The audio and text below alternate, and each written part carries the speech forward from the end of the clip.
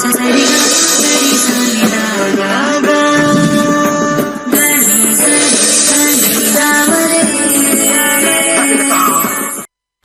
ವೀಕ್ಷಕರೇ, ಕರ್ನಾಟಕ ನ್ಯೂಸ್ ಪೀಟ್ನ ವಿಶೇಷ ನೇರ ಪ್ರಸಾರ ಕಾರ್ಯಕ್ರಮ ನಕ್ಷತ್ರ ನಾಡಿಗೆ ನಿಮ್ಮೆಲ್ಲರಿಗೂ ಆತ್ಮೀಯವಾದ ಸ್ವಾಗತ.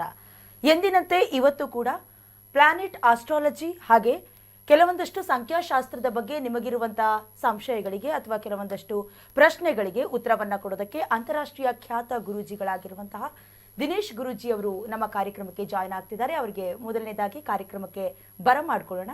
ಗುರೂಜಿ, ಕಾರ್ಯಕ್ರಮಕ್ಕೆ ಪ್ರೀತಿಯ ಸ್ವಾಗತ ನಿಮಗೆ. ಓಂ ಶ್ರೀ ಗುರುಭ್ಯೋ ನಮಃ. ಹರಿ ಓಂ. ಓಂ ಸೋಂ ಸೋಮಾಯ ನಮಃ. ಓಂ ನಮೋ ಭಗವತೆ ವಾಸುದೇವಾಯ. ಓಂ ನಮೋ ನಾರಾಯಣಾಯ. ನಮಸ್ಕಾರ. ಈಗಾಗಲೇ ನಿಮಗೆ ಗೊತ್ತಿರೋ ಹಾಗೆ ಜೀವನದಲ್ಲಿ ಸಮಸ್ಯೆಗಳು ಅನ್ನೋದು ಮೊದಲ ಬಾರಿಗೆ ಬರೋದಿಲ್ಲ, ಪದೇ ಪದೇ ಬರ್ತಾನೆ ಇರ್ತವೆ. ಅದನ್ನ ಒಂದು ಬಾರಿ ಕರೆ ಮಾಡಿ ನೀವೆಷ್ಟೇ ಕ್ಲಾರಿಟಿ ತಗೊಂಡ್ರು ಮತ್ತೆ ಸಮಸ್ಯೆಗಳು ಬಂದಾಗ ಎಲ್ಲೋಗೋದು, ಏನ್ ಮಾಡೋದು ಅನ್ನುವಂಥ ಪ್ರಶ್ನೆ ಬರೋದು ಸಹಜ. ಹಾಗಾಗಿ ಇದೇ ತಿಂಗಳ 20ನೇ ತಾರೀಕು 112ನೇ ಬ್ಯಾಚ್ ಶುರುವಾಗುತ್ತೆ. ಕೇವಲ 15 ದಿನಗಳಲ್ಲಿ 6,999 ರೂಪಾಯಿ ಕೊಟ್ಟು ಸಂಪೂರ್ಣವಾಗಿ ನೀವು ಪರಿಣಿತರಾಗಬಹುದು. ಸಂಖ್ಯಾಶಾಸ್ತ್ರದಲ್ಲಿ ನೇರವಾಗಿ ದಿನೇಶ್ ಗುರೂಜಿಯವರೇ ನಿಮಗೆ ಕ್ಲಾಸಸ್ಗಳನ್ನು ಕೂಡ ಅಟೆಂಡ್ ಮಾಡ್ತಾರೆ. ಇನ್ನು ಮೊದಲ ಕರೆ ಸಿದ್ಧವಾಗಿದೆ. ಗುರುಗಳೇ, ಮಾತನಾಡಿಸ್ತಾ ಹೋಗೋಣ. ಖಂಡಿತ. ನಮಸ್ತೆ. ಹಲೋ. ನಮಸ್ತೆ ಸರ್. ನಮಸ್ತೆ ಮೇಡಮ್. ಎಲ್ಲಿಂದ ಕರೆ ಮಾಡ್ತಾ ಇದ್ದೀರಿ? ನಾವು ಬೆಂಗಳೂರಿಂದ ಕಾಲ್ ಮಾಡ್ತಾ ಇದ್ದೀವಿ. ನಿಮ್ಮ ಹೆಸರು? ರಾಕೇಶ್. ಎಲ್ಲಿಂದ ಕರೆ ಮಾಡ್ತಾ ಇದ್ದೀರಿ? ಬೆಂಗಳೂರಿನಲ್ಲಿ. ಓಕೆ. ನೀವು ಹುಟ್ಟಿದ ದಿನಾಂಕ, ಯಾರ ಬಗ್ಗೆ ಪ್ರಶ್ನೆ ಕೇಳಬೇಕಾಗಿತ್ತು? ಪ್ರಶ್ನಾಶಾಸ್ತ್ರ ಕೇಳಬೇಕಾಗಿತ್ತು ಮೇಡಮ್. ಓಕೆ. ಅವರ ಹುಟ್ಟಿದ ದಿನಾಂಕ? ಪ್ರಶ್ನಾಶಾಸ್ತ್ರ ಮೇಡಮ್. ಪ್ರಶ್ನಾಶಾಸ್ತ್ರ. ಓಕೆ. 1ರಿಂದ 149 ಇದರೊಳಗಿನ ಯಾವ್ದಾದ್ರು ಒಂದು ನಂಬರ್? 17. ಓಕೆ. ನೀವು ಯಾವುದ್ರ ಬಗ್ಗೆ ಪ್ರಶ್ನೆ ಕೇಳಬೇಕಾಗಿತ್ತು? ಮದುವೆ ಜೀವನ. ಓಕೆ. ದಿನೇಶ್ ಗುರೂಜಿ ಅವರು ನಮ್ಮ ಕಾರ್ಯಕ್ರಮದಲ್ಲಿದ್ದಾರೆ, ಮಾತಾಡಿಸಿ. Sir, good morning sir. ಒಂದು ನಿಮಿಷ. 11, 11, 12. ಹಲೋ. ಈಗಿರ್ತಾ ನೋಡ್ತಾ ಇದ್ದೀನಿ, ಚೆಕ್ ಮಾಡ್ತಾ ಇದ್ದೀನಿ. 17 ಅಲ್ವಾ ಹೇಳಿರೋದು ನೀವು ನಂಬರು? ಹೌದು ಸರ್. ಹೌದು ಸರ್. 11, 12 ಮಂಗಳ 2028ವರೆಗೂ ಇದೆ. 11, 12 ದೊಡ್ಡವರೆಲ್ಲ ಕೂತು ಮಾತಾಡಿದ್ರೆ ಆಗುತ್ತೆ, ಇಲ್ಲ ಅಂದರೆ ಇದು ಸ್ವಲ್ಪ ಡಿವೋರ್ಸ್ ಕಾಂಬಿನೇಷನ್ ಸ್ವಲ್ಪ 50% ತೋರಿಸ್ತಾ ಇದೆ. ಈಗಾಗಲೇ 12ನೇ ಮನೆ ಬಂತು ಅಂತಂದರೆ ಅಲ್ಲಿ ಸಪರೇಷನ್ ಇದೆ ಅಂತ ತೋರಿಸ್ತಾ ಇದೆ. ಸ್ವಲ್ಪ ಕಷ್ಟ ಅಂತ ತೋರಿಸ್ತಾ ಇದೆ. ಸ್ವಲ್ಪ 11, 10 ಇದೂ ಕಷ್ಟ. 10 ಜೊತೆ 11 ಚೆನ್ನಾಗಿಲ್ಲ, ಸ್ವಲ್ಪ ಕಷ್ಟ. ಮುಂದಿನ ಕರೆಗೋಣ. ಓಕೆ, ಥ್ಯಾಂಕ್ ಯು ಮಾತನಾಡಿದ್ದಕ್ಕೆ. ನಿಮ್ಮೆಲ್ಲರಿಗೂ ಗೊತ್ತಿರೋ ಹಾಗೆ ಆರೋಗ್ಯ, ಶಿಕ್ಷಣ ಅಥವಾ ಕೆಲವೊಂದಷ್ಟು ವೃತ್ತಿ ಜೀವನದ ಬಗ್ಗೆ ಸಂಶಯಗಳಿರ್ತವೆ. ಯಾವುದೇ ಕೆಲಸ ಕೈ ಹಾಕಿದ್ರೂ ಕೂಡ ಆಗ್ತಾ ಇಲ್ಲ ಅನ್ನುವಂಥ ಕೆಲವೊಂದಷ್ಟು ಸಮಸ್ಯೆಗಳನ್ನು ಎದುರಿಸ್ತಾ ಇರ್ತೀರಿ. ಅದೇ ನಾನು ಮೊದಲೇ ಹೇಳಿದಾಗೆ ಒಂದು ಬಾರಿ ಕರೆ ಮಾಡಿ ಎಲ್ಲ ಪರಿಹಾರವನ್ನು ಕಂಡುಕೊಳ್ಬಿಡ್ತೀವಿ ಕೆಲವೇ ಸೆಕೆಂಡ್ಗಳಲ್ಲಿ ಅಂತ ಹೇಳಿದ್ರೆ ಸಾಧ್ಯ ಇಲ್ಲ. ಅದೇ ಇದೇ ತಿಂಗಳು 20ನೇ ತಾರೀಕಿಗೆ 112ನೇ ಬ್ಯಾಚ್ ಅಧಿಕೃತವಾಗಿ ಶುರುವಾಗ್ತಾ ಇದೆ. ಸ್ವತಃ ಅಂತಾರಾಷ್ಟ್ರೀಯ ಗುರೂಜಿಯಾಗಿರುವಂಥ ದಿನೇಶ್ ಗುರೂಜಿಯವರ ನೇತೃತ್ವದಲ್ಲಿ ನಡೆಯುವಂಥ ಈ ಕಾರ್ಯಕ್ರಮದಲ್ಲಿ ಅಥವಾ ಈ ಆನ್ಲೈನ್ ಕ್ಲಾಸ್ಗೂ ಕೂಡ ನೀವು ಜಾಯಿನ್ ಆಗಬಹುದು. ನಿಖರವಾದ ಮಾಹಿತಿಗಳನ್ನು ಕೂಡ ಪಡ್ಕೊಳ್ಬಹುದು. ಇನ್ನೇನು ಗುರುಗಳೇ ಹೇಳಿ, ನೀವೇ ಮೊನ್ನೆ ಒಂದು ಕಾರ್ಯಕ್ರಮ ಆಯಿತು, ರೆಸ್ಪಾನ್ಸ್ ಹೇಗೆ ಬಂತು? ಉಚಿತ ಕಾರ್ಯಾಗಾರ ಮಾಡಿದ್ವಿ. ಬಹಳಷ್ಟು ಜನ ಜ್ಯೋತಿಷ್ಯದಲ್ಲಿ ಇರ್ತಕ್ಕಂಥ ಒಂದು ತಪ್ಪು ಕಲ್ಪನೆಗಳನ್ನು ನಾವು ಹೇಳಿರ್ತೀವಿ. ಹಾಗೆ ಜ್ಯೋತಿಷ್ಯ ಕಲಿತಕ್ಕಂಥ ಒಂದು ವಿಚಾರದಲ್ಲಿ ಇದು ನಮಗೆ ವ್ಯಾಯಾಮ ಇದ್ದಂಗೆ. ನಮಗೆ ಆರೋಗ್ಯ ಸರಿ ಇಲ್ಲ ಅಂದಾಗ ಡಾಕ್ಟ್ರು ಫಸ್ಟ್ ಏನು ಹೇಳ್ತಾರೆ, ಸೊ ನೀವು ಆಹಾರ ಪದ್ಧತಿ ಅದರ ಜೊತೆ ವ್ಯಾಯಾಮ ಭಾಳ ಇಂಪಾರ್ಟೆಂಟ್ ಅಂತ ಹೇಳ್ತಾರೆ. ಸೊ ಯಾವಾಗ ವ್ಯಾಯಾಮ ಇಂಪಾರ್ಟೆಂಟು ಅದು ನಾವೇ ಮಾಡಬೇಕು, ವ್ಯಾಯಾಮ ಮಾಡೋದಿಲ್ಲ. ಒಂದು ಪ್ರಾಸ ಇದೆ, ಈ ಜಿಮ್ಮಲ್ಲಿ ಎಂಪ್ಲಾಯೀಸ್ಗಿನ ಜಾಸ್ತಿ ಕೆಲಸ ಮಾಡಿದೆ ಕಸ್ಟಮರ್ ಅಂತೆ. ಜಿಮ್ಮಲ್ಲಿ ಅಲ್ಲಿರ್ತಕ್ಕಂಥ ಉದ್ಯೋಗಿಗಳಿಗಿನ ಜಾಸ್ತಿ ಕಷ್ಟಪಡೋದು ಗ್ರಾಹಕರೇ. ಯಾಕಂದ್ರೆ ಗ್ರಾಹಕರೇ ತಾನೇ ಅಲ್ಲಿ ಹೋಗ್ಬಿಟ್ಟು ಎಕ್ಸರ್ಸೈಸ್ ಮಾಡೋದು, ಹಿಂಗೆಲ್ಲ ಡಬ್ಬಲ್ ಎತ್ತೋದಿಲ್ಲ. ಓಕೆ ಗುರುಜಿ, ಮತ್ತೊಂದು ಕರೆ ಇದೆ, ಮಾತನಾಡೋಣ, ಕಂಟಿನ್ಯೂ ಮಾಡೋಣ. ನಮಸ್ತೆ. ನಮಸ್ತೆ ಮ್ಯಾಮ್. ಮೇಡಮ್, ಎಲ್ಲಿಂದ ಕರೆ ಮಾಡ್ತಾ ಇದ್ದೀರಿ? Ma'am, Shivamogga ma'am. ನಿಮ್ಮ ಹೆಸರು? Ma'am, Leelavathi ma'am. ಸಮಸ್ಯೆ ಯಾರ ಬಗ್ಗೆ ಕೇಳಬೇಕಾಗಿತ್ತು? ಮ್ಯಾಮ್, ನಮ್ಮ ತಮ್ಮ ಬಗ್ಗೆ ಕೇಳಬೇಕಾಗಿತ್ತು ಮ್ಯಾಮ್. ಓಕೆ. ತಮ್ಮನ ಡೇಟ್ ಆಫ್ ಬರ್ತ್? ಮೇಡಮ್, ಪ್ರಶ್ನಾಶಾಸ್ತ್ರ ಹೋಗ್ತೀನಿ ಮ್ಯಾಮ್. ಪ್ರಶ್ನಾಶಾಸ್ತ್ರ 1ರಿಂದ 149 ಇದರ ನಡುವಣ ಯಾವುದಾದ್ರೂ ಒಂದು ಸಂಖ್ಯೆಯನ್ನು ಆಯ್ಕೆ ಮಾಡ್ಕೊಳ್ಳಿ ಮೇಡಮ್. Ma'am, 54 ma'am. 54. ಓಕೆ, ಗುರುಜಿ ಇದ್ದಾರೆ, ಮಾತನಾಡಿ. ಹಲೋ. ಒಂದೇ ನಿಮಿಷ. ಮಾತನಾಡಿ. 54 ಹೇಳಿದೀನಿ, ಗುರುಜಿ ಇದಾರೆ, ಮಾತನಾಡಿ ಮೇಡಮ್. ಹೇಳ್ತೀನಿ ಮ್ಯಾಮ್ ಮದ್ವೆ ಬಗ್ಗೆ ಕೇಳ್ಬೇಕಾಗಿತ್ತು. ನಮಸ್ತೆ ಗುರುಜಿ. ಹಾಂ, ಎಷ್ಟು ಏಜ್ ಅವ್ರಿಗೆ? ಮದ್ವೆ ಬಗ್ಗೆ ಕೇಳ್ಬೇಕಾಯ್ತು ಗುರುಜಿ. ಮದ್ವೆ ಯಾವಾಗ ಆಗತ್ತೆ ಅಂತ. ಎಷ್ಟು ಏಜ್ ನಿಮ್ಮ ತಮ್ಮನ ವಯಸ್ಸೆಷ್ಟು ಅಂತ ಹೇಳಿ ಮೇಡಮ್. 28 ಮೇಡಮ್. ಓಕೆ. ಯಾಕೆ ಜಾತಕ ಆಲ್ರೆಡಿ ನನ್ನ ಹತ್ರ ಕೇಳಿದ್ದೀರಾ? ಪ್ರಶ್ನೆ ಇಲ್ಲಿ ಕಾಲ್ ಮಾಡಿ. ಇಲ್ಲ ಇಲ್ಲ ಇಲ್ಲ ಗುರುಜಿ. ಜಾತಕ ಯಾಕೆ ಹೋಗಿಲ್ಲ? ಡೇಟ್ ಆಫ್ ಬರ್ತ್ ನೀಟಾಗಿ ಗೊತ್ತಿಲ್ಲ ನನಗೆ, ಟೈಮಿಂಗ್ಸ್ ನೀಟಾಗಿ ಗೊತ್ತಿಲ್ಲ ಅದಕ್ಕೆ. ಸರಿ, ಓಕೆ, ಆ ಕಾರಣದಿಂದ. ಓಕೆ, ಮಂಗಳ 9/9 ಹಿರಿಯರ ಆಶೀರ್ವಾದದಿಂದ ಮತ್ತು ಹಿರಿಯರು ತೋರಿಸ್ತಕ್ಕಂಥ ವಿಚಾರದಲ್ಲಿ ಮದುವೆ ಆಗುತ್ತೆ ಅಂತ ಫಸ್ಟ್ ಹೇಳ್ತೀವಿ ನಾವು. ಯಾಕಂದರೆ ಯಾವಾಗಲೂ ಕೂಡ 9ನೇ ಮನೆ ಭಾಳ ಇಂಪಾರ್ಟೆಂಟ್. 9ನೇ ಮನೆ ಹಿರಿಯರು ಅಂತ ಫಸ್ಟ್ ಬರುತ್ತೆ. ಆದರೆ ಈ ಕಾಂಬಿನೇಷನಲ್ಲಿ ವಿವಾಹ 2ನೇ ಮನೆ 7ನೇ ಮನೆ ಕಾಂಬಿನೇಷನ್ ಇಲ್ಲ. ಸೊ ಅಂಥ ಸಂದರ್ಭದಲ್ಲಿ ನಾವು ಸ್ವಲ್ಪ ಸೆಕೆಂಡ್ ಲೆವೆಲ್ಗೆ ಹೋಗ್ತೀವಿ, ಭುಕ್ತಿ ಲೆವೆಲ್ಗೆ ಹೋಗ್ತೀವಿ. ಸದ್ಯಕ್ಕೆ ಈಗ ಮಾತುಕತೆ ನಡೀತಾ ಇರುತ್ತೆ, ಆದರೆ ವಿವಾಹ ಯೋಗ ಪರಿಪೂರ್ಣವಾಗಿ ಆಗೋದಿಲ್ಲ. ಈಗ ಅಂತರ್ಭುಕ್ತಿಯಲ್ಲಿ ಮಾತ್ರವೇ ಇವಾಗ ಸೊಲ್ಯೂಷನ್ ಇರ್ತಕ್ಕಂಥದ್ದು. ಅಂತರ್ಭುಕ್ತಿಯಲ್ಲಿ ಭಾಳ ಸ್ಟ್ರಾಂಗ್ ಆಗಿರ್ತಕ್ಕಂಥ ಒಂದು ಕಾಂಬಿನೇಷನ್ನು 2, 7 ಯಾವ ಗ್ರಹದಲ್ಲೂ ಬಂದಿಲ್ಲದೆ ಇರೋದ್ರಿಂದ ಹಿರಿಯರು ಫೋರ್ಸ್ ಮಾಡಿದ್ರೆ ಮಾತ್ರ ಈ ಮದುವೆ ಆಗುತ್ತೆ. ಇಲ್ಲ ಅಂದರೆ ಈ ಮದುವೆ ಸ್ವಲ್ಪ ವಿಳಂಬ, ಅಂದರೆ 3 ವರ್ಷ 4 ವರ್ಷ 5 ವರ್ಷ ತಗೊಳ್ಳೋ ಸಾಧ್ಯತೆ ಜಾಸ್ತಿ ಇದೆ. ಸೊ ವಿವಾಹ ಆಗಬೇಕು ಕೇಳಿರ್ತಕ್ಕಂಥ ಗ್ರಹದಲ್ಲೇ ನಾವು ನೋಡಬೇಕು ಅಂತಂದರೆ 2ನೇ ಮನೆ 7ನೇ ಮನೆ ಕಾಂಬಿನೇಷನ್ಸ್ ಯಾವ್ದಾದ್ರು ಸ್ಟ್ರಾಂಗ್ ಆಗಿರ್ತಕ್ಕಂಥದ್ದು ಯಾವ್ದಾದ್ರು ಇದೆ ಅಂತಂದರೆ ಅದು ಗುರು ಬಿಟ್ಟರೆ ಇನ್ಯಾವುದೂ ಇಲ್ಲ. ಗುರು ಬಿಟ್ಟರೆ ಅದ್ರ ಜೊತೆಗೆ ನಾವು ಚಂದ್ರ ತೊಗೊಂಡ್ರೂ ಕೂಡ 8, 2 ಬರುತ್ತೆ. 8ನೇ ಮನೆ 2ನೇ ಮನೆ ಗುರು ತೊಗೊಂಡ್ರೂ ಕೂಡ 1, 7, 10 ಬರುತ್ತೆ. ಸಾಮಾನ್ಯವಾಗಿ ಸ್ವಲ್ಪ ಇವರಿಗೆ ಯೋಗ ಬಹಳ ಕಮ್ಮಿ ಇರೋದ್ರಿಂದ 7 ಮುಖದ ರುದ್ರಾಕ್ಷಿ, ಒಂದು ಬಲಗೈ, ಒಂದು ಮಧ್ಯದ ಬೆರಳಿಗೆ ಜಿರ್ಕಾನ್ ಧರಿಸಿದ್ರೆ ಒಂದು ಸ್ವಲ್ಪ ಆಸಕ್ತಿ ಬಂದು ಎಸ್ ಅಂತ ಹೇಳ್ತಾರೆ. ಹಾಗೆ ನಮ್ಮ ಭಾರತದಲ್ಲಿ ಮಾತ್ರ ಇಷ್ಟೊಂದು ತಲೆಬಿಸಿ ವಿವಾಹದಲ್ಲಿ. ಒಂದು ಜಾತಿ ವ್ಯವಸ್ಥೆ ಇರೋದ್ರಿಂದ, ಹಾಗೆ ಮಾನಸಿಕವಾಗಿ ಖಿನ್ನತೆ ಇರತಕ್ಕಂಥದ್ದು. ಇದು ನಿಮಗೆ ಮದುವೆ ವಿಚಾರದಲ್ಲಿ ಇಲ್ಲಿ ನೋಡಿ, ನಮಗೆ ಕರೆ, ನಾನು 10 ವರ್ಷದಿಂದ ಇದ್ದೀನಿ, ಯಾರು ಮುಸ್ಲಿಮವ್ರು ಯಾರು ಕರೆ ಮಾಡಲ್ಲ. ಹೌದು, ಮುಸ್ಲಿಮ್ ಅವ್ರದ್ದು ಜನಸಂಖ್ಯೆ ಇದೆ, ಮುಸ್ಲಿಮವ್ರು ಒಬ್ಬರು ಕರೆ ಮಾಡಲ್ಲ. ಬೇಕಾದ್ರೆ ನೋಡಿ, ಕ್ರಿಶ್ಚಿಯನ್ಸ್ ಅವ್ರು ಯಾರು ಕಾಲ್ ಮಾಡಲ್ಲ ನಮಗೆ ಇದುವರೆಗೂ ಕೂಡ ನನಗೆ ಬಂದಿರೋ ಕ್ಲೈಂಟ್ಸಲ್ಲಿ ಕ್ರಿಶ್ಚಿಯನ್ಸ್ ಅವರು ಕಲ್ತಿದ್ದಾರೆ ನಮ್ಮ ಹತ್ರ, ಇಸ್ಲಾಂ ಅವರು ಕಲ್ತಿದ್ದಾರೆ, ಮುಸ್ಲಿಮ್ ಕಲ್ತಿದ್ದಾರೆ, ಜ್ಯೋತಿಷ ಕಲ್ತಿದ್ದಾರೆ, ಇಲ್ಲ ಅಂತಲ್ಲ. ಬಟ್ ಯಾರು ಅವ್ರು ಜಾಸ್ತಿ ಬರಲ್ಲ. ಯಾಕಂದರೆ ಈ ಸಬ್ಜೆಕ್ಟು ಏನಾಗಿದೆ, ಇಲ್ಲಿ ಜಾತಕದ ಸಮಸ್ಯೆ ಒಂದೇ ನಾವು ನೋಡ್ತಾ ಇದ್ದೀವಿ, ಸಾಮಾಜಿಕ ಸಮಸ್ಯೆ ನೋಡ್ತಾ ಇಲ್ಲ. ಇದು ಸರ್ಕಾರದವ್ರು ಮಾಡಬೇಕಾಗಿರೋದು. ಸರ್ಕಾರದವರು ಸ್ವಲ್ಪ ಸಾಮಾಜಿಕದಲ್ಲಿರ್ತಕ್ಕಂಥ ಸಮಸ್ಯೆ ಸಮಾಜನೇ ಸರಿ ಮಾಡ್ಕೋಬೇಕಷ್ಟೆ. ಸೊ ಯಾಕೆ ಹಿಂದೂಗಳಲ್ಲಿ ಎಲ್ಲಿ ಬೇಕಾದ್ರೂ ಆಗ್ಬೋದು ಅನ್ನೋ ಒಂದು ನೀತಿ ತರಬೇಕು. ಆ ನೀತಿ ಇಲ್ಲ ಇವಾಗ. ಇದೇ ಜಾತಿಲೇ ಆಗಬೇಕು, ಇದೇ ಪಂಗಡದಲ್ಲಿ ಆಗಬೇಕು, ಮೇಲ್ಜಾತಿ ಕೀಳ್ಜಾತಿ ಅಂತ ಹೇಳ್ತಕ್ಕಂಥ ವಿಚಾರದಲ್ಲೇ ಮುಂದಿನ ಜೀವನದಲ್ಲಿ ಇನ್ನೂ ಕಷ್ಟ ಆಗ್ತಕ್ಕಂಥ ಸಾಧ್ಯತೆ ಹೆಚ್ಚಾಗಿದೆ. ಯಾಕೆಂದರೆ ಕೆಲವು ಪಂಗಡಗಳು ಬೆಳೀತಾ ಇದ್ದಾವೆ, ಪಂಗಡಗಳು ಕೆಲವು ಕ್ಯಾಸ್ಟ್ ಅಂತ ಏನು ಹೇಳ್ತಾರೆ ಬೆಳೀತಾ ಇದ್ದಾವೆ, ಕೆಲವು ಕ್ಯಾಸ್ಟ್ ಕುಗ್ತಾ ಇದ್ದಾವೆ. ಕುಗ್ಗೋ ಕ್ಯಾಸ್ಟ್ಗೆ ಆಫರ್ಗಳು ಅಥವಾ ಸಿಗ್ತಕ್ಕಂಥದ್ದು ಇಲ್ಲ. ಆವಾಗ ಸ್ವಲ್ಪ ವಲಸೆ ಹೋಗ್ತಕ್ಕಂಥದ್ದು ಸ್ವಲ್ಪ ಹೆಚ್ಚಾಗಿದೆ. ಸೊ ಈ ಕಾರಣದಿಂದ ಜಾತಕದಲ್ಲಿ ಒಂದು ವಿಚಾರ ತೋರಿಸಿದ್ರೆ ಸಾಮಾಜಿಕವಾಗೂ ನಾವು ನೋಡಬೇಕಾಗತ್ತೆ. ಸೊ ಎಲ್ಲರೂ ಒಟ್ಟಾರೆ ನಮ್ಮ ಒಟ್ಟಿಗೆ ಇರತಕ್ಕಂಥದ್ದು ಬರಬೇಕು. ಈಗ ನೋಡಿ, ನಮಗೆ ಸಮಸ್ಯೆ ಏನಾಗಿದೆ, ಮ್ಯಾಟ್ರಿಮೋನಿಯಲ್ಲೂ ಡಿವೈಡ್ ಆಗಿಬಿಟ್ಟಿದೆ. Vokkaliga matrimony, Lingayat matrimony, so ಆ ಮ್ಯಾಟ್ರಿಮೋನಿ, ಈ ಮ್ಯಾಟ್ರಿಮೋನಿ, ಎಲ್ಲ ಮ್ಯಾಟ್ರಿಮೋನಿನೂ ಅಲ್ಲೂ ಆಗ್ಬಿಟ್ಟಿದೆ. ಅಂದರೆ ಅವರೇ ಡಿವೈಡ್ ಮಾಡಿಬಿಟ್ಟಿದ್ದಾರೆ. ಹಿಂದೂ ಮ್ಯಾಟ್ರಿಮೋನಿ ಅಂತ ಎಲ್ಲಿದೆ? ಹಿಂದೂ ಮ್ಯಾಟ್ರಿಮೋನಿ ಅಂತ ಇದೆಯಾ? ಇಲ್ಲವೇ ಇಲ್ಲ. ಸೊ ಸಮಸ್ಯೆ ನಮ್ಮಲ್ಲೇ ಇರ್ತಕ್ಕಂಥದ್ದು. ಇದು ಸರಿ ಮಾಡದೇ ಇರತಕ್ಕಂಥ ಸಮಸ್ಯೆ. ಇದು ಯಾವುದೇ ಕಾರಣಕ್ಕೂ ಸಮಸ್ಯೆ ಹೋಗಲ್ಲ. ಯಾಕಂದರೆ ಎಲ್ಲ ಬಳಗ ಮಾಡ್ಕೊಂಡಿರ್ತಾರೆ. ದೊಡ್ಡ ಬಳಗದವ್ರಿಗೆ ಚಾನ್ಸಸ್ ಜಾಸ್ತಿ, ಸಣ್ಣ ಬಳಗದವ್ರಿಗೆ ಚಾನ್ಸಸ್ ಕಮ್ಮಿ. ದೊಡ್ಡ ಬಳಗಗಳಿದ್ದಾವೆ, ಯಾವುದೋ ಬೇರೆ ಬೇರೆ ಸಂಘಗಳು ಅದೆಲ್ಲ ಇರ್ತವೆ. ಬೇರೆ ಬೇರೆ ಜಾತಿ ಬೇಸ್ಡ್ ಸಂಘಗಳೇ ಜಾಸ್ತಿ ಇರ್ತಕ್ಕಂಥದ್ದು. ನಮ್ಮವರು ಅಂತ ಅಲ್ಲಿಂದ ಇಲ್ಲಿ ಕ್ರಾಸೇ ಆಗಲ್ಲ. ಅಲ್ಲಿ ಅವ್ರದ್ದು ಇದರಲ್ಲೇ ಇರ್ತಾರೆ. ಸೊ ಅಲ್ಲಿ ಬರ್ತಕ್ಕಂಥ ಒಂದು ಸಮಸ್ಯೆ. ಇದು ತೂಗಿಸ್ಬೇಕು ಅಂದರೆ ಜಾತಕದಲ್ಲೂ ಒಂದು ಪ್ರಾಬ್ಲಮ್ ಬರುತ್ತೆ, ಅರ್ಧ ಸಾಮಾಜಿಕವಾಗೂ ಪ್ರಾಬ್ಲಮ್ ಬರುತ್ತೆ. ಮುಂದಿನ ಕರೆಗೆ ಹೋಗೋಣ. ಓಕೆ, ಈಗ ಇನ್ನೇನು ಗುರುಜಿ ಕೂಡ ಕೆಲವೊಂದಷ್ಟು ಸಮಸ್ಯೆ ಬಗ್ಗೆ ಹೇಳ್ತಾ ಇದ್ರು. ಕೇವಲ ಸಮಸ್ಯೆಗೆ ಪರಿಹಾರ ಅಂತಲ್ಲ, ಮುಂದೆ ಆ ಸಮಸ್ಯೆನ ಯಾವ ರೀತಿ ಸ್ಟಾಪ್ ಮಾಡಬೇಕು ಅದ್ರ ಬಗ್ಗೆ ಕೂಡ ಕೂಲಂಕುಷವಾದ ಮಾಹಿತಿಯನ್ನ ಕೊಡ್ತಾ ಇದ್ರು. ಮತ್ತೊಂದು ಕರೆ ಸಿದ್ಧ ಇದೆ. ನಮಸ್ತೆ,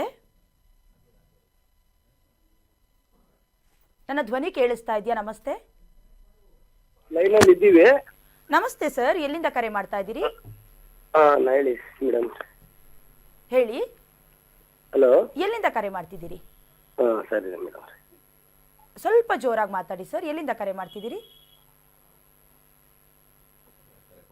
ಕರೆ ಕಡಿತವಾಗಿದೆ. ಗುರುಜಿ ಹೇಳ್ತಾ ಇದ್ರಿ ರೆಸ್ಪಾನ್ಸ್ ಹೇಗೆ ಸಿಗ್ತಾ ಇದೆ ಕಸ್ಟಮರ್ಸ್ ರೀತಿ ಅಂತ ಹೇಳ್ತಾ ಇದ್ರಿ ಜಿಮ್ಮು ಈ ಥರ.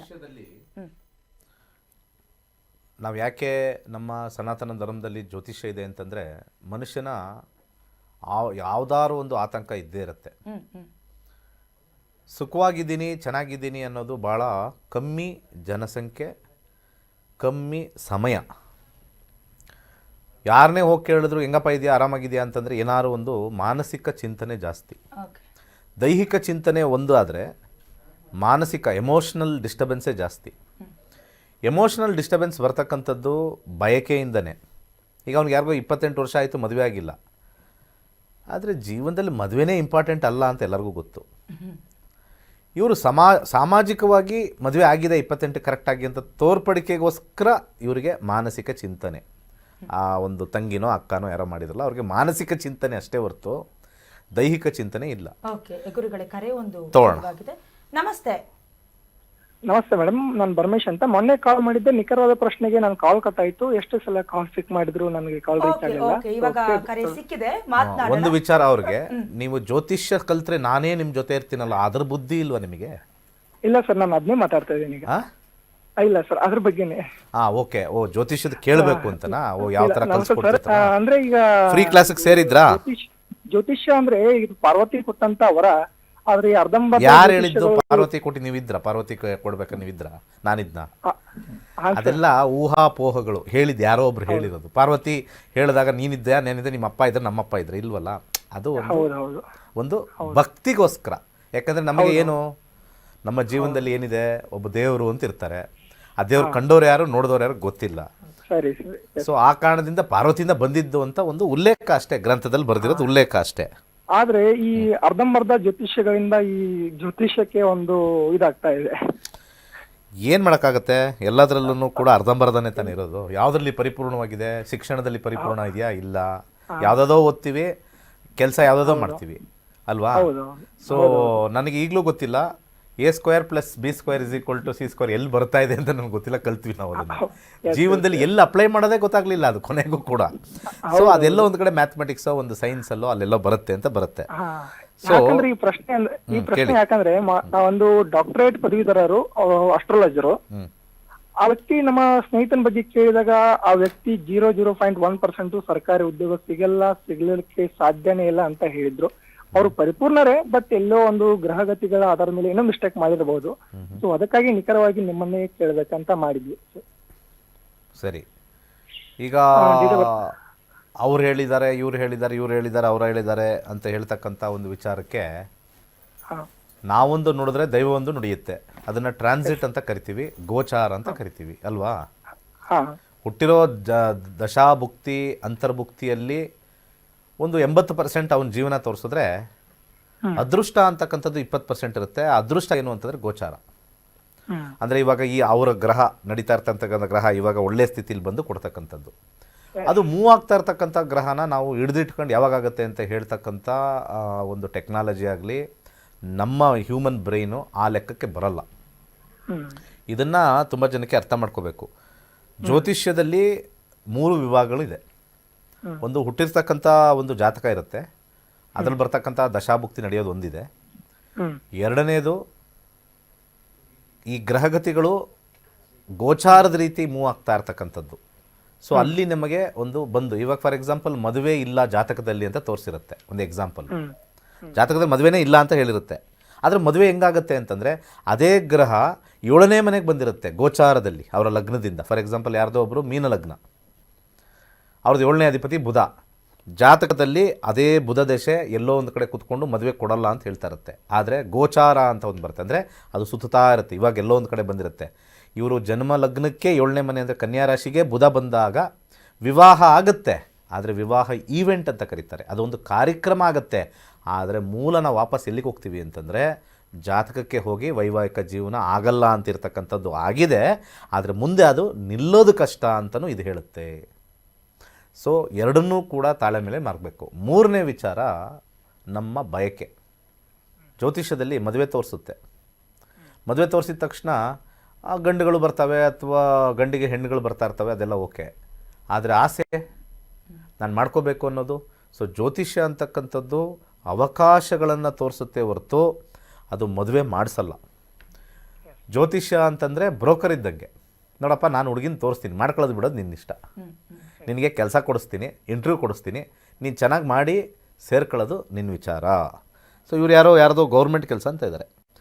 ಅಷ್ಟೊಂದು ಈ ಇದು ಜ್ಯೋತಿಷ್ಯದಲ್ಲೇ ಗೌರ್ಮೆಂಟ್ ಕೆಲಸ ಅಷ್ಟೊಂದು ತಲೆ ಕೆಡಿಸ್ಕೊಳ್ಳೋ ಬದಲು ಒಂದು ಪ್ರಯತ್ನ ಪಟ್ಟು ಆದ್ರೆ ಸಿಗದೆ ಹೋಗಲಿ ಅಂತ ಹೇಳಿ ಆ ಗೌರ್ಮೆಂಟ್ ಕೆಲಸನ ತಗೊಂಬಂದು ಇಲ್ಲಿ ನಾವು ಜ್ಯೋತಿಷ್ಯನ ತರ್ಕಕ್ಕಿಟ್ಟರೆ ಯಾವುದೂ ಪರಿಪೂರ್ಣ ಇಲ್ಲ. ಇವತ್ತು ಕ್ಯಾನ್ಸರ್ಗೆ ಮೆಡಿಕಲ್ ಲೈನು ಏನಾರು ಕಂಡುಹಿಡಿದಿದೆಯಾ?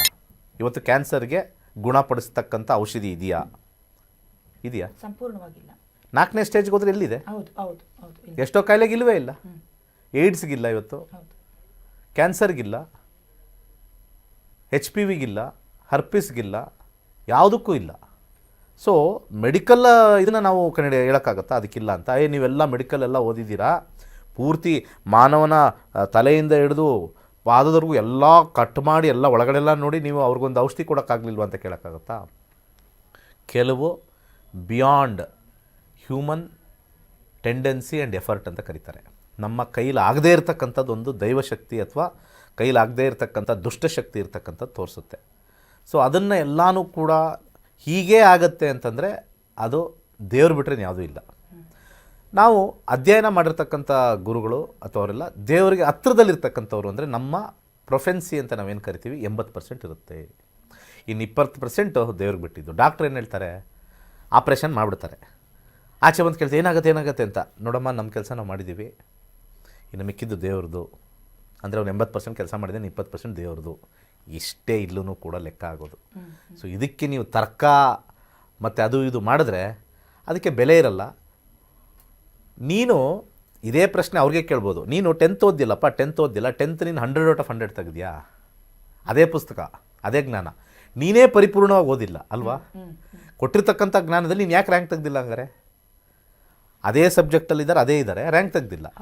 ಸೊ ಹಾಗೆ ರ್ಯಾಂಕ್ ತೆಗೆದಿಲ್ಲ ಅಂತಂದರೆ ನೀನು 80% ಅಥವಾ 60% ತಗೊಂಡಿದ್ಯಾ ಅಂದರೆ ಇನ್ನು 40% ಎಲ್ಲೋಯ್ತು? ಅದೇ ಪುಸ್ತಕ ಕೊಟ್ಟಿದ್ದಾರೆ, ಅದೇ ಎಕ್ಸಾಮ್. ಅಂದರೆ ನಿಮ್ಮದು ಕೊಟ್ಟಿರ್ತಕ್ಕಂಥ ಕ್ವಶನ್ ಪೇಪರ್ ಏನಾದ್ರು ಬುಕ್ಕಿಂದ ಬೇರೆದು ಕೊಟ್ರಾ? 12th ಸ್ಟ್ಯಾಂಡರ್ಡ್ ಕೊಟ್ರಾ ಅಥವಾ ಡಿಗ್ರಿದು ಕೊಟ್ರಾ? ಇಲ್ವಲ್ಲ.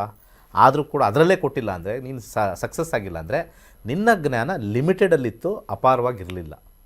ಹಾಗಷ್ಟೇ, ಇನ್ನೇನು ಇಲ್ಲ ಲೆಕ್ಕ. ಓಕೆ ವೀಕ್ಷಕರೇ, ಇಷ್ಟೆಲ್ಲ ಮಾಹಿತಿಗಳನ್ನು ನೀವು ಕೂಡ ತುಂಬ ಸುಲಲಿತವಾಗಿ ಸರಳವಾಗಿ ಕಲ್ತ್ಕೊಳ್ಬೇಕು ಅಂತ ಹೇಳಿದ್ರೆ ಇದೇ ತಿಂಗಳು 20ನೇ ತಾರೀಕು 112ನೇ ಬ್ಯಾಚ್ ನಡೆಯುತ್ತೆ. ಆನ್ಲೈನ್ನ ಮೂಲಕ ಸ್ವತಃ ಗುರೂಜಿಯವರೇ, ದಿನೇಶ್ ಗುರೂಜಿಯವರೇ ನಿಮಗೆ ಕ್ಲಾಸಸ್ಸನ್ನು ಹೇಳ್ಕೊಡ್ತಾರೆ. ಇನ್ಯಾಕೆ ತಡ, ನೀವು ಈಗಲೇ ಕರೆ ಮಾಡಿ ರಿಜಿಸ್ಟರ್ ಮಾಡ್ಕೊಳ್ಬಹುದು. ಜೊತೆಗೆ ಆನ್ಲೈನ್ ಕ್ಲಾಸಲ್ಲೂ ಕೂಡ ನೀವು ತರಬೇತಿಯನ್ನು ಪಡ್ಕೊಳ್ಬಹುದು. ನಕ್ಷತ್ರ ನಾಡಿ ಕಾರ್ಯಕ್ರಮದಲ್ಲಿ ಯಾವ ರೀತಿ ಕ್ಲಾಸಸ್ ಕಾರ್ಯಾಗಾರ ನಡೆಯುತ್ತೆ, ಒಂದು VT ಇದೆ, ವಿಶೇಷವಾಗಿ ನೋಡ್ಕೊಂಡು ಬನ್ನಿ.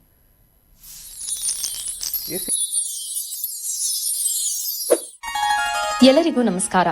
ವೈಜ್ಞಾನಿಕ ತಂತ್ರಜ್ಞಾನವನ್ನು ಒಳಗೊಂಡಿರುವ ನಕ್ಷತ್ರ ನಾಡಿ ಜ್ಯೋತಿಷ್ಯ ತರಗತಿಗಳಿಗೆ ಸುಸ್ವಾಗತ.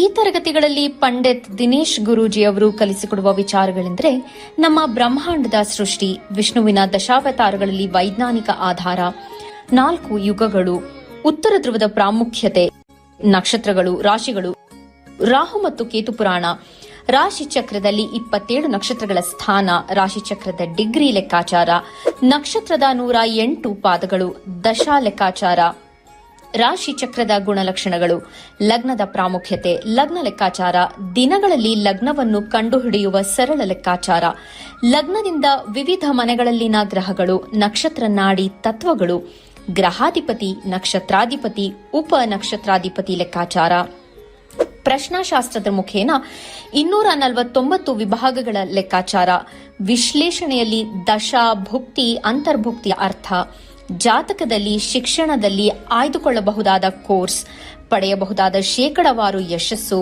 ಉದ್ಯೋಗ ಅಥವಾ ವ್ಯವಹಾರದಲ್ಲಿ ಕ್ಷೇತ್ರದ ಆಯ್ಕೆ, ವ್ಯವಹಾರದಲ್ಲಿ ಯಶಸ್ಸಿನ ಲೆಕ್ಕಾಚಾರ, ಮದುವೆ ವಿಚಾರದಲ್ಲಿ ಸಂಯೋಗಗಳು, ತೊಂದರೆಗಳು, ವಿಚ್ಛೇದನ, ಸಂತಾನದಲ್ಲಿ ತೊಂದರೆಗಳು, ವಿಳಂಬವಾಗುವುದು, ಆಸ್ತಿ ಅಥವಾ ವಾಹನ ಖರೀದಿಯಲ್ಲಿನ ಸಮಯವನ್ನು ತಿಳಿಯುವುದು, ಆರೋಗ್ಯ ವಿಚಾರಗಳಲ್ಲಿ ಶುಭ ಅಶುಭ ಸಮಯದ ಲೆಕ್ಕಾಚಾರ, ಆರೋಗ್ಯ ಸಮಸ್ಯೆಗಳು ಉಂಟಾಗುವ ಸಮಯ ಮುಂತಾದ ವಿಚಾರಗಳ 3 ಹಂತಗಳಲ್ಲಿ ಶುಭ ಅಶುಭ ಸಂಯೋಗಗಳ ವಿಭಜನೆ, ಪವರ್ ಪೊಸಿಷನ್, ಪುಷ್ಪಲ್ ಸಿದ್ಧಾಂತ, ಗೋಚಾರದ ವಿಶ್ಲೇಷಣೆ, ಆಯ್ದ ಸೆಲೆಬ್ರಿಟಿಗಳ ಜಾತಕಗಳ ವಿಶ್ಲೇಷಣೆ, ಪರಿಹಾರಗಳು, ರತ್ನಗಳು, ರುದ್ರಾಕ್ಷಿಗಳು, ಮಂತ್ರ, ಕಲರ್ ಥೆರಪಿ, ದಾನದ ಪರಿಕಲ್ಪನೆ, ಇನ್ನು ಅನೇಕ ವಿಚಾರಗಳ ಬಗ್ಗೆ ಅತ್ಯಂತ ಸರಳವಾಗಿ ಗುರೂಜಿಯವರು ತರಗತಿಯಲ್ಲಿ ಕಲಿಸಿಕೊಡುತ್ತಾರೆ.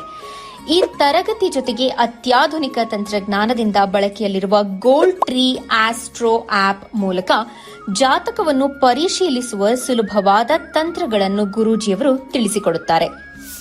ಜೀವನಕ್ಕೆ ಅತ್ಯಗತ್ಯವಾಗಿರುವ ವಿಚಾರಗಳನ್ನು ತಿಳಿಯಲು ಇಂದೇ ಈ ನಕ್ಷತ್ರ ನಾಡಿ ತರಗತಿಯನ್ನು ಸೇರಿ ನಿಮ್ಮ ಜೀವನದ ವಿಚಾರಗಳಿಗೆ ಮಾರ್ಗದರ್ಶಕವಾಗಿರುವ ಜ್ಯೋತಿಷ್ಯವನ್ನು ಅಳವಡಿಸಿಕೊಳ್ಳಿ.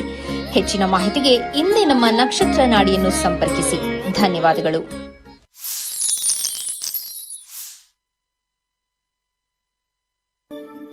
ಕೈಲಾಶ್ ಯಂತ್ರವು ಪುರಾತನವಾದ, ಪ್ರಾಚೀನವಾದ, ಅತ್ಯಂತ ಶಕ್ತಿಶಾಲಿಯಾದ ಯಂತ್ರವಾಗಿದೆ.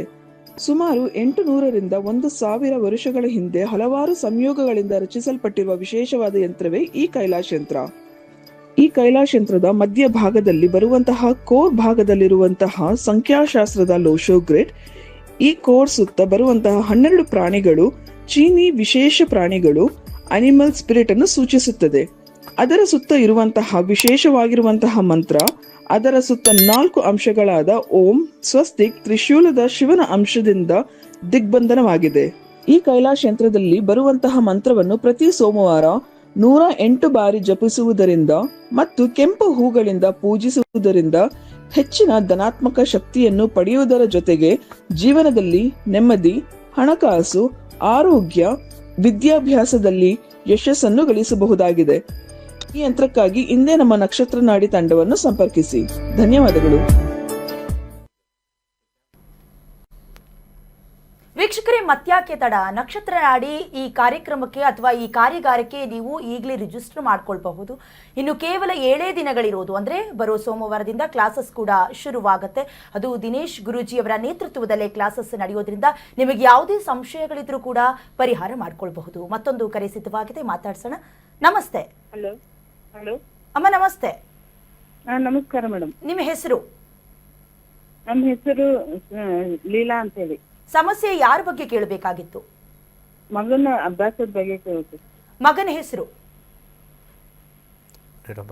ಡೇಟ್ ಆಫ್ ಬರ್ತ್ ಹೇಳಿ. ಮಗ ಯಾವಾಗ ಹುಟ್ಟಿರೋದು? ಡೇಟ್ ಆಫ್ ಬರ್ತ್ ಹೇಳಿ ಅಮ್ಮ. 4/6/2008. 4/6/2008. ಹುಟ್ಟಿದ ಸ್ಥಳ? ಹಾವೇರಿ ಜಿಲ್ಲೆ. ಹಾವೇರಿ ಜಿಲ್ಲೆ. ಸಾಯಂಕಾಲ 4:25. 4:25 ಸಂಜೆ. ಸಂಜೆ. ಓಕೆ. ಸಮಸ್ಯೆ ಏನಿದೆ ಅಮ್ಮ? ಇವಾಗ PUC ಸೆಕೆಂಡ್ ಇಯರ್ ಮುಗೀತ್ರಿ. ಒಂದು ಸೈನ್ಸ್ ಮಾಡಿದ್ದ. ಮುಂದೆ ಯಾವ ಲೈನ್ ಹೋಗ್ಬೇಕಿತ್ತು, ಯಾವ ಕೋರ್ಸ್ ತಗೊಳ್ಬೇಕು ಅಂತ ಗುರುಜಿ ಇದ್ದಾರೆ, ಮಾತಾಡಿ ಅಮ್ಮ. ಸರಿ. 4 ಜೂನ್ 2008. ಇದರ ಪ್ರಕಾರ ಈಗ ಸದ್ಯಕ್ಕೆ 2030 ರಾಹು ದಶೆ ನಡೀತಾ ಇದೆ. ರಾಹುವಿನ ಕಾಂಬಿನೇಷನ್ 10-2-7. ಸೈನ್ಸ್ ಅಂದರೆ ಇಂಜಿನಿಯರಿಂಗ್ ಹೋಗ್ಬೋದು, ಆರಾಮಾಗಿ ಹೋಗ್ಬೋದು, ಏನು ಟೆನ್ಷನ್ ಏನಿಲ್ಲ. CET ಬರೆಯೋಕ್ಕೆ ಕೇಳಿ ಎಲ್ಲ ಕರೆಕ್ಟ್ ಆಗುತ್ತೆ, ಏನು ತೊಂದರೆ ಇಲ್ಲ. ಅದ್ರ ಜೊತೆಗೆ MBA ಮಾಡೋ ಸಾಧ್ಯತೆ ಇದೆ. ಏನು ಮಾಡಿದ್ರು ಕೂಡ 10ನೇ ಮನೆ ಕಾಂಬಿನೇಷನ್ನು ರಾಹುನಲ್ಲಿ ಬಂದಾಗ MBA ಮಾಡ್ತಾರೆ. ಸೊ ನಿಮಗೆ ಕನ್ಫ್ಯೂಸ್ ಏನು ಅಂತ ನನಗೆ ಗೊತ್ತಿಲ್ಲ. ಈಗ ಪ್ರಾಬ್ಲಮ್ ಏನು ಅಂದರೆ ನಮ್ಮ ಜ್ಯೋತಿಷಿಗಳಿಗೆ ಇವ್ರದ್ದು ಏನು ತಲೆಯಲ್ಲಿರುತ್ತೋ ಗೊತ್ತಿಲ್ಲ, ಈ ತಾಯಿಂದಿರೋದು. ಆ ಮಗನ ತಲೆಯಲ್ಲಿ ಏನಿರುತ್ತೋ ಗೊತ್ತಿಲ್ಲ.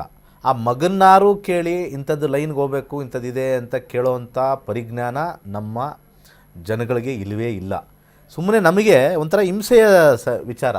ಅವ್ರು ಕೇಳಿ ಮಗ ಅಲ್ಲೇ ಇರ್ತಾನಲ್ಲ, ನಾನು ಒಬ್ಬರು ಗುರೂಜಿಗೆ ಫೋನ್ ಮಾಡ್ತಾಯಿದ್ದೀನಿ ಕಣ, TV ಕಾಲ್ ಮಾಡ್ತಾಯಿದ್ದೀನಿ, ನಿಂದು ಏನೇನು ಇಂಟ್ರೆಸ್ಟ್ ಇದೆ ಅದನ್ನು ನೋಡ್ಬೋದು. ಅವನಿಗೆ ಕಂಪ್ಯೂಟರ್ ಸೈನ್ಸಲ್ಲಿ ಇಂಟ್ರೆಸ್ಟ್ ಇದೆಯಾ, ಎಲೆಕ್ಟ್ರಾನಿಕ್ಸಲ್ಲಿ ಇಂಟ್ರೆಸ್ಟ್ ಇದೆಯಾ, ಅಥವಾ ಈಗ AML ಬಂದಿದೆ ಅದರಲ್ಲಿ ಇಂಟ್ರೆಸ್ಟ್ ಇದೆಯಾ, ಇವೆಲ್ಲ ಅವ್ರು ಕೇಳಬೇಕು.